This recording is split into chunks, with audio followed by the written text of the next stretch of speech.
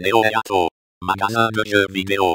Un employé du magasin, JMP, petit génie de l'électronique, a accepté de répondre à nos questions concernant la solidité des différentes consoles.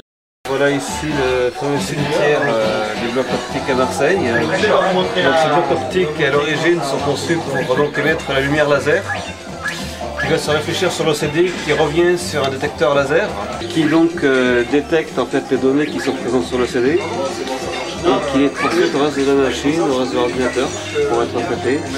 Et donc ces blocs optiques en général meurent ou alors la diode laser qui devient plus assez puissante, ou alors parce que le plastique qui recouvre la lentille s'opacifie, et donc la lumière passe mal, ou elle revient mal, mais de toute façon, même, la diode est inutilisable. Donc là on en a environ 300-400 qui ont été faits en à peu près 2 mois d'utilisation normale de la console. Qui ensuite arrive, faut pas que je la fasse comme ça. Non mais c'est dû à quoi en fait? Comment ça se fait que les produits chez Sony faillissent aussi rapidement? Sony adore faire des catastrophes au niveau de l'électronique. Et je le sais parce que je suis réparateur télé, je peux vous dire que les téléviseurs Sony notamment, ils veulent être haut de gamme et ça donne pas trop les moyens. Donc je peux vous dire que par rapport à ces lentilles, c'est pareil eux-mêmes, leur fabrication ne tient pas vraiment le coup face à d'autres constructeurs beaucoup plus sérieux. Voici donc ici notre cimetière de Marilyn morte, PS2 excusez-moi. Donc celles-ci sont mortes de l'alimentation qui est HS, celle-ci c'est le processeur qui est grillé, ça c'est des pièces neuves.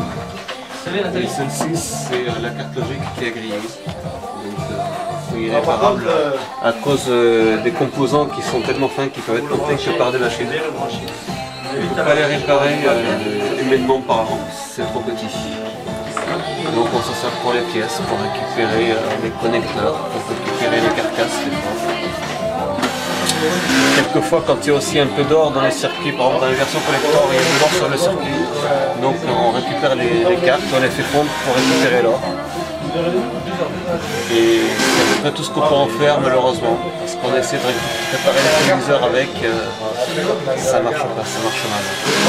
Ça marche mal. Et puis de toute façon après on arrive à ce même problème, le bloc optique. Donc, de toute façon, au bout d'un an, de toute façon ça marche plus. Qu'est-ce qui se passe? Voilà. Entre la Nintendo DS et la PSP, laquelle est la plus fiable? Par rapport à votre question, donc la PSP déjà quand elle est sortie, déjà il y avait des problèmes de pixels et tout, bon, je dis pas de massacre quoi.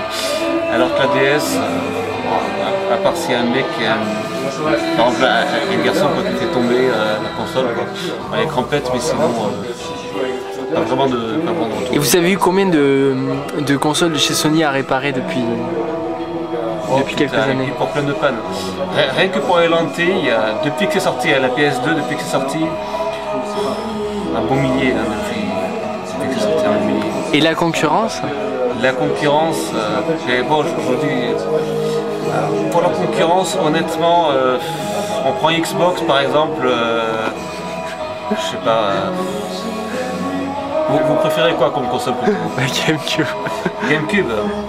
GameCube honnêtement, pour les lentilles aussi, pas une grosse dizaine, pas plus de lentilles. On a vu 100 fois moins. Ouais, de changer. C'est un rapport de 1 à 100 quoi, carrément entre la GameCube et la Play 2, honnêtement. D'accord. Puis moi à l'époque on facturait quand même ça 120 €, hein, la réparation de... Maintenant, bon, c'est vrai que ça a baissé parce que maintenant vous avez des consoles d'occasion complètes qui font 90 €, donc... Elle est magnifique, t'as vu la Play 2 comme ça? C'est plus le même prix, mais avant c'était très cher.